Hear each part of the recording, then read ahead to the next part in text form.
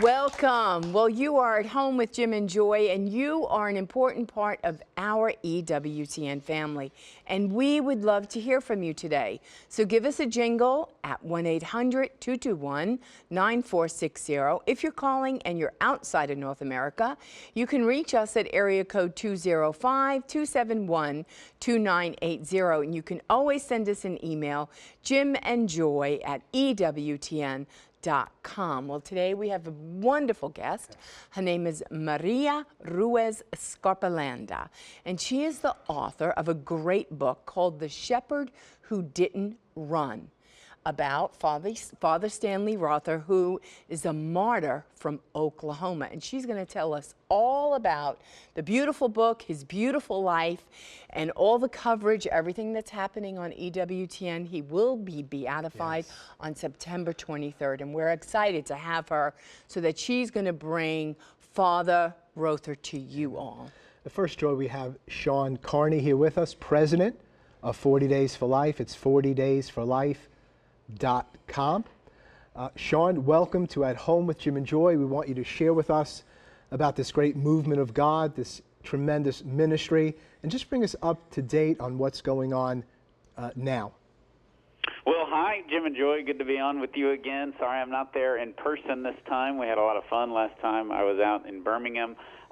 It's just been a very fast summer for 40 Days for Life. We have our largest 40 Days for Life campaign ever. It's happening in 375 cities where these 40-day peaceful prayer vigils will be going on in front of abortion facilities in 375 cities. So if folks go to 40daysforlife.com, they can see where their local location is, or they can sign up for emails if they're unable to go out and to pray and participate in that way. We certainly need prayer and fasting and sacrifices from folks who are unable to go out. We're really excited about this fall because we're going to be honoring a lot of the college students who participate or even lead 40 Days for Life campaigns by offering a new scholarship for all college students, medical students, law students, and who are involved in the pro-life movement. And it's the 40/40 scholarship. It's $4,040, and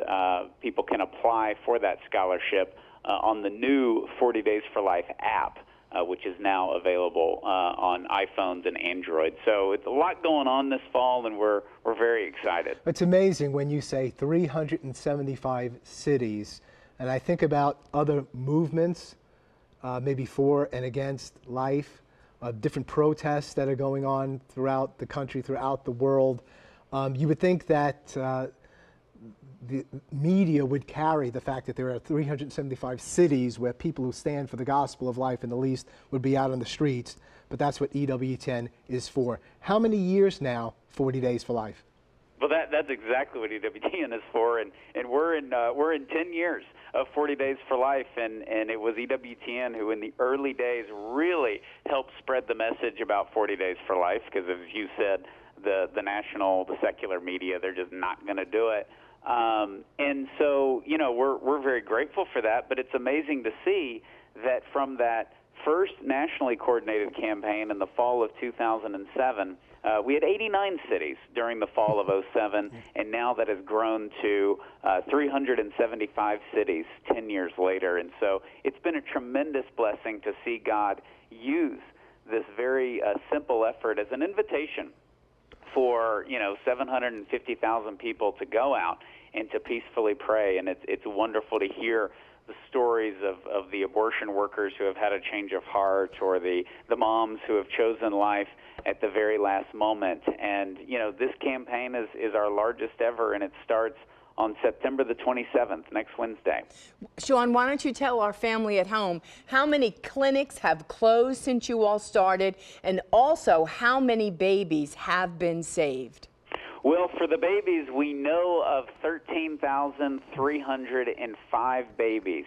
So 13,305, those are the ones that we know about. A lot of the Planned Parenthood workers who leave say that Planned Parenthood's internal number for a no-show on an abortion appointment, that the no-show rate can go as high as 75%, when people are out there praying. And so we know of those 13,000 babies. I'm sure there are many, many more we do not know about.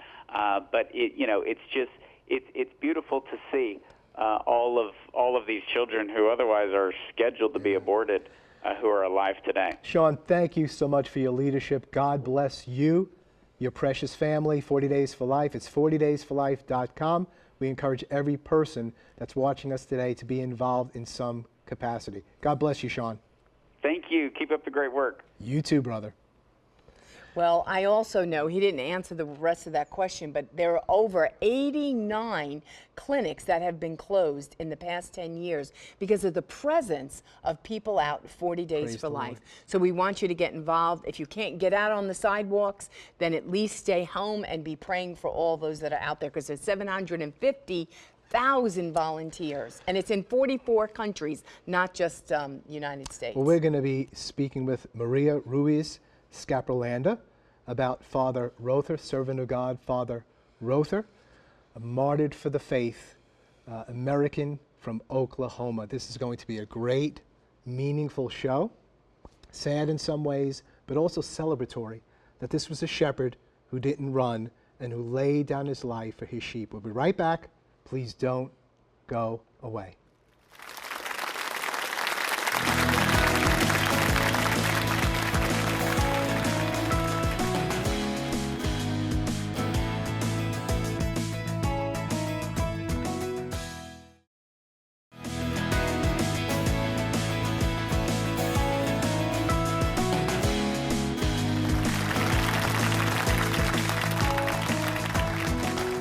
Welcome back. Well, you are an important part of our EWTN family, and we're delighted that you have tuned us in and brought us into your home.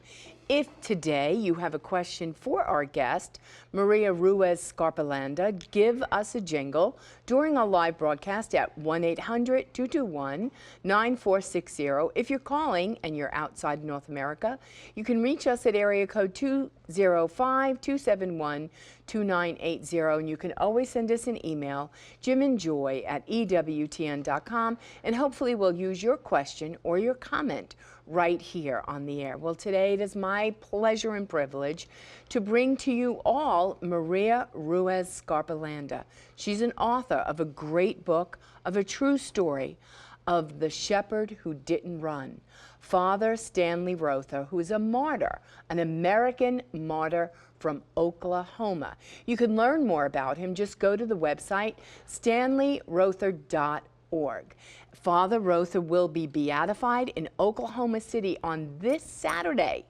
EWTN is going to cover the beatification mass beginning at 11 a.m. Eastern. Tomorrow, Friday, EWTN's also going to present the documentary on Father Stanley Rother, the American Martyr, and that will be hosted by Father Charles Connor. It will air beginning at 8 p.m. Eastern, so check EWTN.com for your local showtimes in your area. You don't want to miss it. You will be encouraged, your faith will be strengthened, and you will learn about a holy man of God and his great sacrifice and what he did. So, Maria, welcome to At Home with Jim and Joy. I'm delighted to be here. We're happy to have you. Why don't you tell our family a little bit about your story, where you were born, raised, and how you got to Oklahoma? Well, I'm not from Oklahoma, but I've been there for a long time now. I was born in Cuba. I am one of those refugee families from the 60s. My family was actually sponsored by Catholic Charities in Dallas, but the rest of the relatives moved to Puerto Rico, so we eventually made our way there, and that's where I grew up. So I've been praying for the people of Puerto Rico with this Hurricane Maria of all names. Yes. Met my husband at the University of Texas in Austin at the Catholic Student Center, and we've been married almost 36 years. Praise the Lord. We have 4 adult children and so far 8 grandchildren. Beautiful. Good. We have twins. There also. you go. See, we have twins too. Are I yours know. identical? No, it's a boy and a girl. Okay, good. Wonderful. So you said you went, when you located from Cuba, Texas? Yes, Okay. we were sponsored there. But are you in the Archdiocese of Oklahoma now yourself? I am. Okay. My husband, it's a attorney, one of the good ones, and he wanted to teach. So we moved to Norman, Oklahoma, so that he could teach at the College of Law at the University of Oklahoma, even though we're Longhorns. And he is actually now the president of St. Gregory's University, which is the only Catholic university in the state of Oklahoma. So we're set. We are rooted in Oklahoma for now. What percentage of the population in Oklahoma is Catholic? That's a great question. We are the minority, 6-7%. So we're really mission territory, but we have a vibrant, growing church there, and Father Stan is no small piece of that. Well, do introduce us to Father Stanley Rother, who is a servant of God and official martyr of the church, so designated in 2016 by Pope Francis in the Vatican. And yes, introduce us to Father Rother. It was in our audience today, a wonderful audience. I asked how many of you have heard of Father Rother. It was about half had. Yes. I bet you it's 3 WTN, and the other half hadn't, but that's not a surprise. But what a blessing. It's so exciting to be introduced to this man. And what a joy it's going to be on Saturday. You guys will have to join us across the miles. Father Stanley Rother comes from a German farming family from Okarche, Oklahoma, a town where he went to school, K through 12 at the Catholic school. All his siblings did. And his youngest brother, Tom, and wife, Marty, still live in that farmhouse where he was born and where they were all raised. So it's one of those Midwestern stories that's just very, very rooted in American folklore. People who work the land. This is the real people in the center of the country.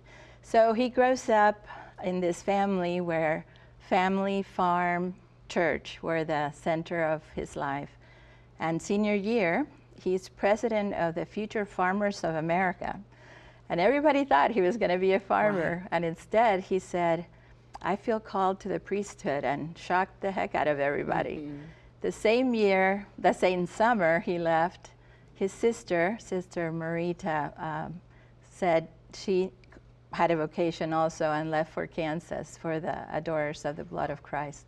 So as a mom, you and I know how hard that is. 2 kids in the same summer. And her firstborn son, and then the her next daughter, one. Yeah. right? Yeah, that had to be really hard. So Father Stan goes to the seminary in San Antonio, Texas, and has a really hard time with Latin. Not only learning the language, but all the classes were in Latin. The books, the textbooks is what I mean. I did notice that you put some of his grades in the book. I don't know if you would appreciate that, but anyway, I said, wow. It makes him more human. Okay. And when I talk to young people, I say, look at this guy. He is like us. He failed his first year of theology and was sent home. He was very, very involved in the seminary life, but not in academics. They sent him home. They sent him home. Wow. And he went back to his pastor in Okarche, and they went together to the bishop. And the bishop said, Stanley, what do you think? And he said, I still feel called to the priesthood. And the bishop found him a seminary for him to go. And he went to Mount St. Mary's in Emmitsburg, Maryland. Of course, with that great connection to Elizabeth Seton there. Yes. So now they have two holy people to claim. Indeed. So he was a man who knew how to persevere. He really had that sense of calling. Just imagine was there somebody who encouraged him at that time? You know, it'd be pretty devastating to get sent home. Can you Do you know imagine? anybody who encouraged him along the way to say, you know, give it another I think shot? his teachers, he had one teacher in particular that said to him, look at the story of St. John Vianney. There's no better example for you. He also struggled. He also had to ask for help in finishing the seminary, and he's now a saint. You can do it too. So I think his family certainly, but he also had teachers that knew him and loved him and wanted him to succeed in this. So there's a new beginning. In Emmitsburg, yeah. And I think the community there was more, I don't know, it helped him. They had a tutor for him, they had group study. So he was able to complete that. And in fact, a group from the Scala from the seminary is coming to the beatification How on Saturday beautiful. morning. Beautiful. Isn't that beautiful? That Well, is it's one of wonderful. their sons, right? Yes, I mean, oh, it's yeah, a product of their He can be seminary. claimed by all of us, but definitely they have a special connection there. So he finally graduates seminary. What year are we talking about approximately? He was ordained. 63, I think. 63. Okay. Well, 63. I think that's the year maybe of the Kennedy assassination or close. There's a lot happening, right? And Yeah. in the church, there was a lot happening. Yes. And it's one of the things that we can point out to his story is that he knew he was called. He said yes to God and to the vocation that he felt called to, and he never relented. He kept at it, you know, that resilience, a virtue Yeah. that we all need, but certainly he did. So he's ordained in the archdiocese? Archdiocese So of... I guess he's thinking he's going to be a parish priest. And Or you they would had think him so. in, he did different, he was in 2 Tulsa parishes, including the cathedral for a while. But he did short stints in different places for 5 years. And then he volunteered to go to the mission that the Church of Oklahoma had in Santiago Atitlan, Guatemala. Because there was a call from the Pope, right? Yes. That we should go out and bring the faith. What a historic moment, right, for the Church Universal. Pope John XXIII says to the North American Church, we need you to send catechists, we need you to send missionaries down to Latin America. And so the Diocese of Oklahoma ended up with the Diocese of Sololá, and we still have a great connection there, and specifically to the mission in Santiago Atitlan, which has a church that's 500 years old. So it was the oldest church in that diocese, but it had been without parish priests for 100 years Oh when my the gosh. missionaries got there. So a church 500 years Yes, old over 500. without a parish priest for 100 years. No wonder why I guess it was Pope John the 23rd. 23rd who's calling people, you know, Yes. renew this place, renew this area.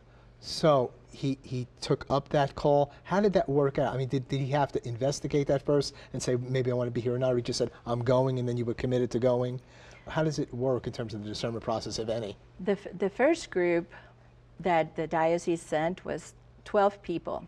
And it wasn't all priests. It was priest and a brother, some religious women, and laity. I know there was a husband and wife who were doctors, because there were many needs, not only catechetically speaking, but humanly speaking. Sure, physically, yeah. It was a very, very poor village. So when Father Stan goes, he joins the team that's already in place, but he immediately plugs into the things he's good at, the building, the farming, the working the land with the people. And a great story connecting back to his failing the first year of seminary is that he was sent to language school. He learned Spanish adequately, but the Mayan language of Zutu Hills spoken by that community, he became completely fluent.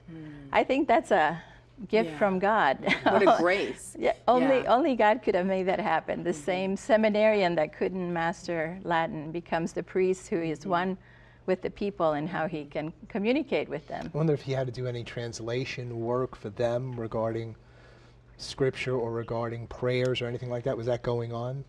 What happened is it wasn't even a written language at the time. So the group from Oklahoma helps the locals to establish it as a written language, specifically for that, Jim, to create a way to teach them, yes, but also celebrate the Mass and proclaim the Word of God in their own language. And that was a project very dear to Father Stanley's heart. And how beautiful when everything that he learned in his home life, in being a farmer, working the land, all of his skills that he had, and now he goes off to this other country and and he steps right in because they need all of his skills. Those should have been right? part of the seminary classes. No, You say, 'cause right. they were You just didn't doing all learn this that in academic seminary. stuff. And so how about farming? How about fixing things? Yes. How about weather? How about and he'd get an A in everything. Well, wouldn't it be so? Yeah. But I think that's beautiful, Joy, because our God of details brings this man from Okarche, Oklahoma. You might as well say, who is this guy from Nazareth? Right. I always thought of that writing the book is, Right. isn't he the carpenter's son, that scripture? Right. Here's this man from Okarche, Oklahoma, who goes down to Santiago Atitlan, and all the things that made him who he was able to give fully to this missionary work. I mean, completely. Farming the land, fixing the tractors, building the clinic. They had a hospital clinic that they built, the school, all those things, hands-on, he was able to do with the people. And I'm sure the people highly respected him just in that. Because you see someone come and they're so skilled and they can advance your culture, not only advance your spiritual life, but they're saying he can make a difference right here in our culture and everything that he's doing with us. Well, and how could they not trust the man that learned their language, that could literally talk with them, joke with them? There's a lot of stories about how he loved to have the children around him, and a lot of the photos that we have shows beautiful. him They with are. little kids everywhere. What did they call him? Aplas. Padre Francisco in Spanish, but they gave him the title in Zutuhil of Aplas, A-P-L-A apostrophe S. And what they does that mean? It is just the name of, well, his name is Stanley Francis Rother. Stanley in Spanish is Not a good interpretation. So, but Francisco, and Aplas is Francisco in Zutuhil. Okay. And to this day, the school is named Padre Aplas, and they speak of Padre Aplas. He's all over Facebook. Do a hashtag for Aplas, and you'll find him there. So it sounds like it's challenging in terms of the environment, the culture, the poverty, but yet a lively people. I'm sure very happy to have a priest after 100 years, in that place. He's adapting there, or he's bringing a lot that he had. What begins to change there? I mean, how does he, we don't have to skip that far ahead, but it sounds like there's difficulties, but it doesn't sound like there's threats on his life. What's going on? Well, I like to look at it in the book. So he gets there in 68. Think of the world and the church in the late 60s, early 70s. The team dwindles over the years until the last several years where it was only Father Stan. Some left the priesthood, some just left, and he was left as the only missionary at the mission. At the same time, all of Central America is having a lot of civil wars, and there's a lot of violence and unsettling things happening. El Salvador, Archbishop Romero. Archbishop Romero was actually killed a year before Father Stanley. It's in that time period. Okay. So Father Stan is in the middle of all this and trying to find a way to be present to his people there, to minister to them in any way that he can. And it got harder as the violence escalated, and it finally reached Santiago. What was the issue regarding the violence? Was it civil war in that country? They were What was that guerrillas, and there was a government, and the poor people were caught in the middle of it all. Father Stan's response was, in a letter he says, "What can we do about all this but preach the gospel of peace and love?" Yeah. That's the guy he was. He was priest first in everything he did with them. And so for him, finding how to minister, how to be a missionary to them, was all about his priesthood, following that calling with his whole being. Yeah. Well, because as a people, they couldn't change the whole political scene. So it's Right. like, let's just love and promote the gospel. Let's fortify and strengthen the people of God, advance the gospel with the great hope you convert people's lives and the powers and principalities that be, that Yes. love would win. No, absolutely. Let's pause right there. We're speaking with Maria Ruiz Scaperlanda. The name of the book is The Shepherd Who Didn't Run, Father Stanley Rother, Martyr, stanleyrother.org. We want to hear from you. Give us a call, email us. We'll be right back. Plenty more to come. Don't go away.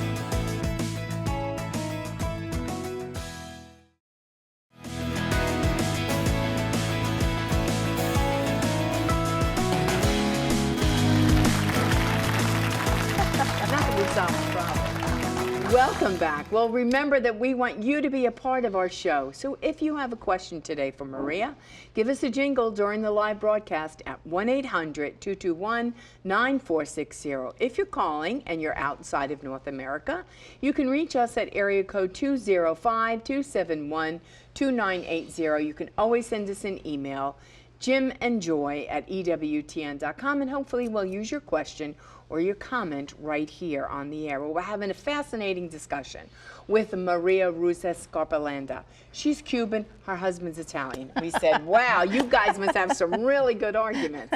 She's Must have some good food, too. and some good food. She authored a beautiful book, The Shepherd Who Didn't Run, Father Stanley Rother, and he is a martyr from Oklahoma, stanleyrother.org. Well, why don't you bring us up to the place where persecution's coming, right? You got political powers that are there, and Father Stanley saying, I'm saying, steady the course. We're going to preach, we're going to love.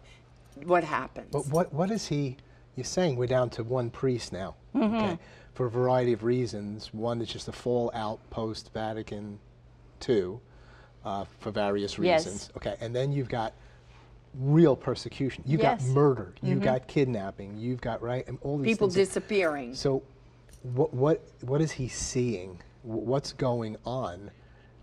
And how could he be in the midst of that? And then when does it become clear his life is really under threat? It was a very difficult time, and in his letters, the tone changed. He would write the Church of Oklahoma. By the end there, the Oklahoma had been broken into two dioceses, the Diocese of Tulsa and Archdiocese of Oklahoma City. So his letters would be published in both of the diocesan papers back home. And he would detail what was going on, you know, his catechist being taken, the radio station being ransacked, just the persecution and the people just desaparecidos, you know, they just never came back, never came home. And those last few years, especially the last year of his life, he would literally go out on the roads looking for the bodies of the people that had disappeared so he could bring them home and bury them. Sounds like the Book of Tobit. Can I read a portion from your book?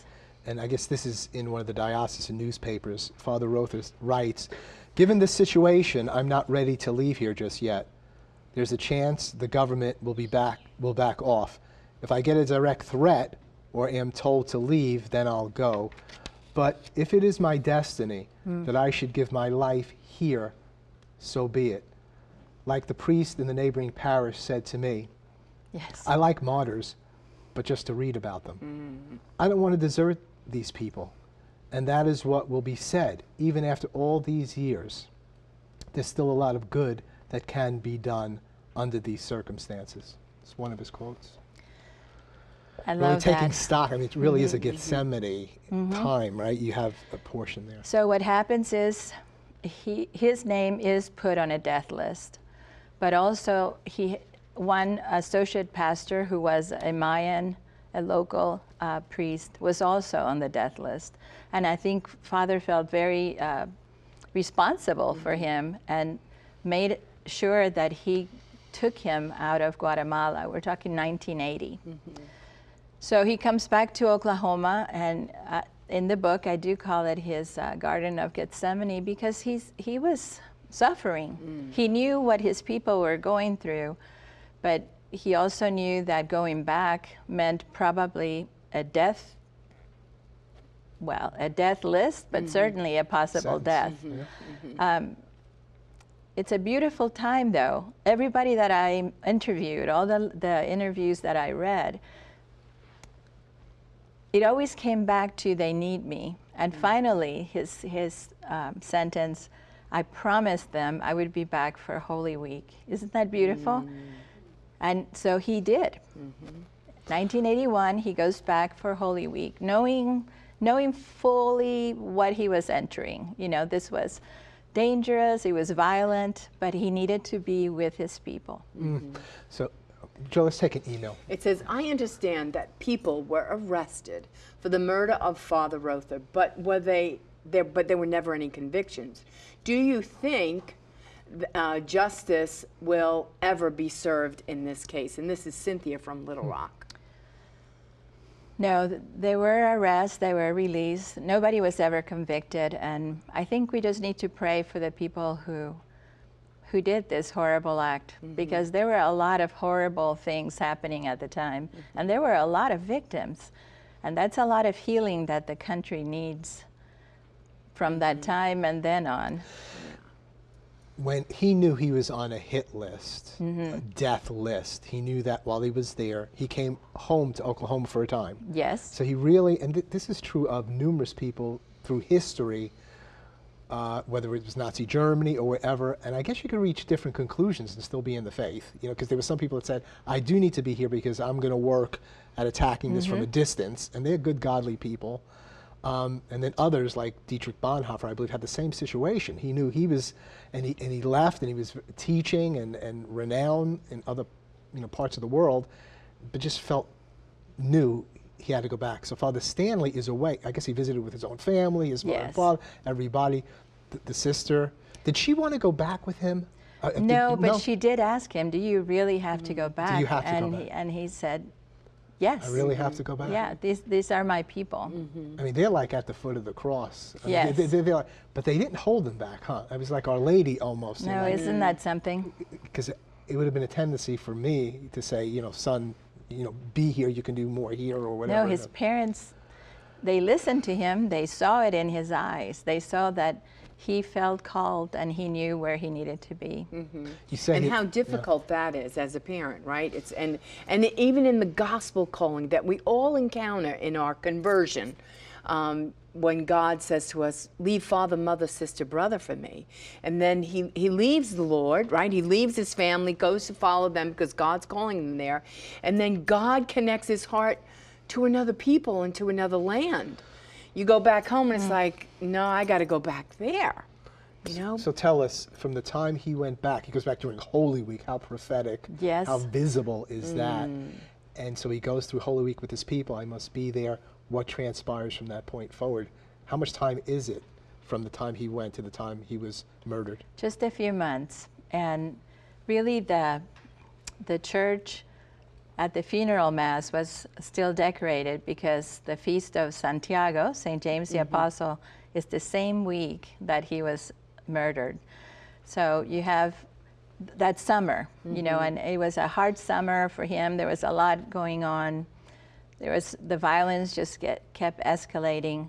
But on July 28th, 3 masked men broke into the rectory, and first they went to where they thought he would be, his room, and they found a young man, the associate pastor's brother, who was there, and made him take him to the room where Father Stan had been sleeping. And I've been to that room, and I can tell you, when you walk in, it's a small chapel now, and it is holy ground. Oh, it is. They entered into the room.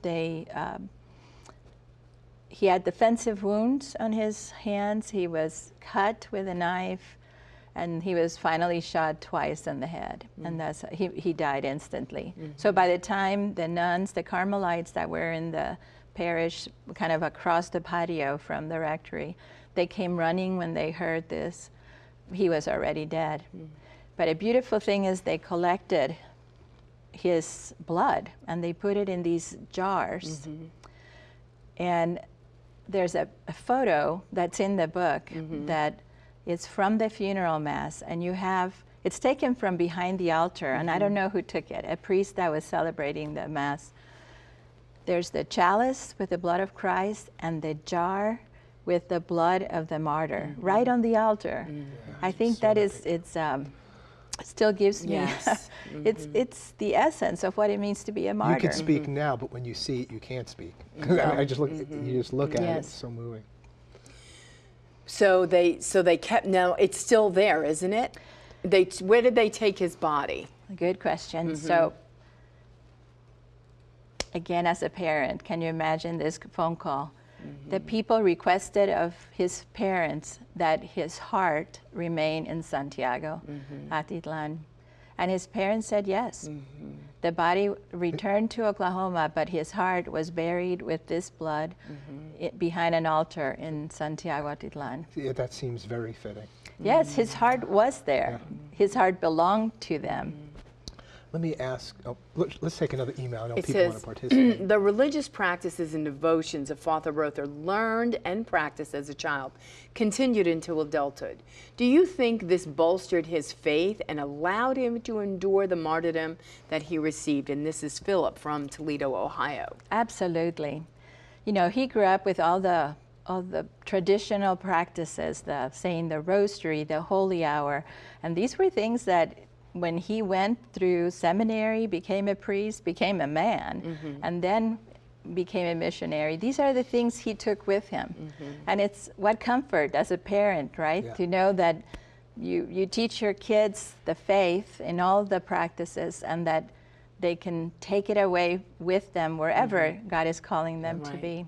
Until his dying breath. Yes. You know, and that he served the Lord, he was honorable to God until his last With his breath. whole being. So you really see his foundation and his work that he did really based within the Catholic Orthodox teaching. Some might say, well, maybe he was a liberation theologian kind of person, this and that, and he was freeing everybody. But what I'm hearing about his life was, first of all, he was pretty ordinary, simple farmer, not simplistic, but just that simple life. And then all of his formulation and power really comes from our basic faith, our fundamental faith. Yeah, his focus, his heart was as a minister of God, a priest. And it shows in everything that he did, in his letters, in all the people that I interviewed. That's what they talked about. That's what they were touched by, was his presence there. And in fact, Bishop Muggenberg, who is a new auxiliary bishop in Washington State, he credits his vocation to being a altar server for Father Stan, and simply the presence of him as a priest. Wow. Can you imagine? Yes. I'm talking before becoming a martyr. Right. This man had a presence because he was so one with God. He was holy and set apart. Yeah, and he was brilliant in all the hands-on things. You know, his brother Tom says he could fix anything. Doesn't matter what broke, he could fix anything. And didn't he start a radio station, right?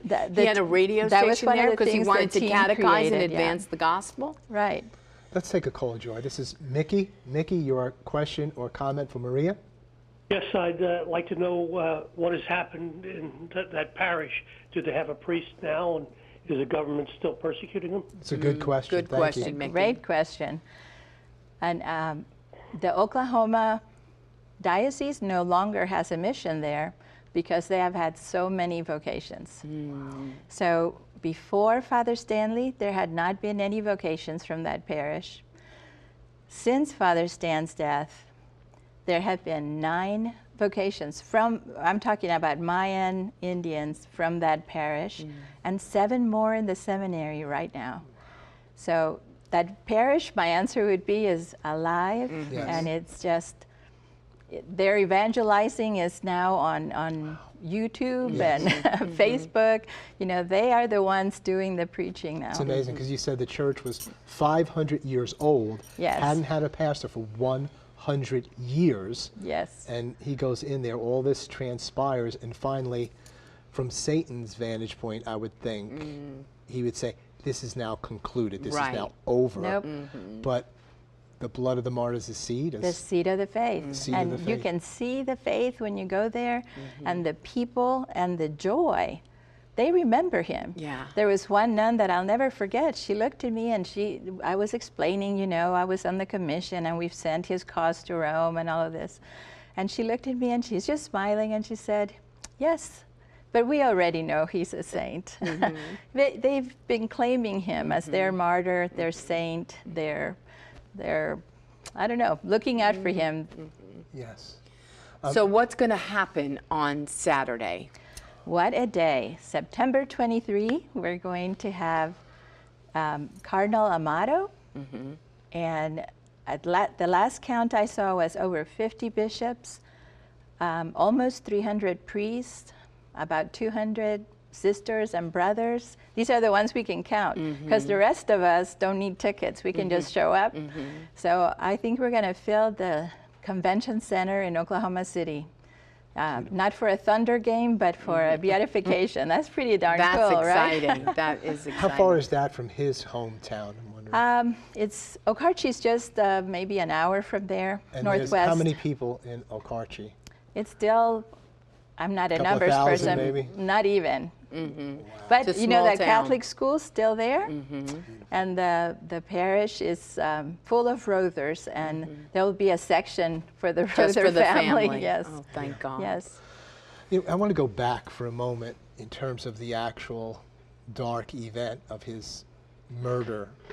And you note in the book that he didn't call out for help, yet there were defensive signs. Yes.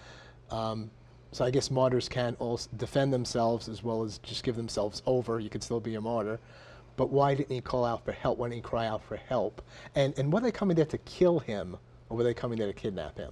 I think the practice was to kidnap the people, to take them and torture them and then kill them. Father Stan was very aware of this. So he had made it known, and in fact he told his father when he was back in Oklahoma that he would not let them take him alive. I think as a priest he was concerned about the effect that him just disappearing would have on his people. And also, you know, the seal of the confessional in torture. He didn't, it was just too important for him to remain true until the end. And so he was going to make sure that he would not be taken alive. And that's where the defensive wounds came from, right? Because they wanted to drag him out. Yeah. But you know, what a witness that he fought, that his body would be there and that he would have died on holy ground, and saying, if you've come to kill me, yes, I will stay right here and my people will see the evil that you have done to me. And also the fact that this was a man who came back to be with them in the middle of that violence. So this is the kind of gospel he was teaching. This is the kind of God that he was witnessing, a God who was with them in every aspect, including the danger and the violence. Let's pause right there. We're going to carry you over for our final segment. The Shepherd Who Didn't Run, Father Stanley Rother, martyr, stanleyrother.org. We'll be right back. Plenty more to come. Please don't go away. This is a celebratory time. Beatification is coming up on Saturday of Servant of God, martyr Stanley Rother. Don't go away.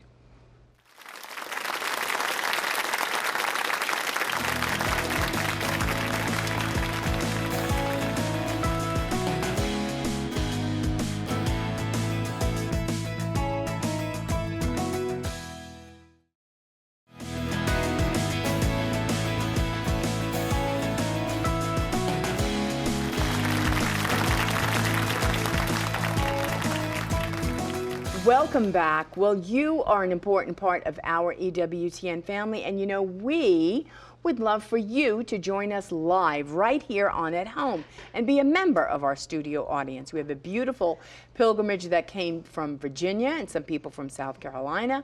All you need to do is contact the EWTN Pilgrimage Department, send them an email, pilgrimages@ewtn.com, give them a jingle at 205-271-2966. Come to Irondale, Alabama, go to Hansville, and visit Mother Angelica's resting place. We would love to have you. Well, right now we're going to go straight to Rome to hear from Joan. Joan, what do you have for us today? Well, greetings from Rome to all of you at home. And today it's time for another segment of Did You Know That? Now, in a previous one, I told you about the two apostles along with St. Peter who are buried in St. Peter's Basilica, and that, of course, is Simon and Jude. Now, 6 of the 12 apostles are buried here in Rome, and today I want to tell you about 2 more, specifically James and Philip. They are buried in the very beautiful church of Santissimi Apostoli, the Most Holy Apostles, just a stone's throw from Rome's Piazza Venezia. Now, this basilica is run by the Friars Conventual, and it actually dates to the 6th century. An amazing piece of architecture, to be honest. The church was first dedicated to just James and Philip, and now to all the apostles. Now, the Confessio below the main altar was built in 1837, and during its construction, the relics of James and Philip were rediscovered. Now, they had been in the catacombs, but they were brought in the 9th century from the catacombs to this church. As a matter of fact, there's an inscription on the wall that says, Pope Stephen IV walked barefoot in 886 from the catacombs to the basilica with the relics of the saints on his shoulder. Now, this St. James is St. James the Lesser, as opposed to St. James the Greater, and we associate him, of course, with Santiago de Compostela in Spain. So this St. James was the first bishop of Jerusalem, where, of course, he was martyred. He was thrown off the top of the temple. When he landed, he was still alive, so he was stoned to death. Now, there's a legend about St. Philip that says in the year 80, he was arrested in Hierapolis, nailed by his feet to a tree upside down, and he was beheaded, and of course his grave became a site for pilgrims. And in the 6th century, Emperor Justinian II brought his relics to Rome to the catacombs, and you just heard that in the 9th century, James and Philip, their remains, their relics were brought to this church. So fascinating stuff about the apostles, and I've got one more to tell you about. That'll be in a future edition, but right now, time's up in Rome. Back to you.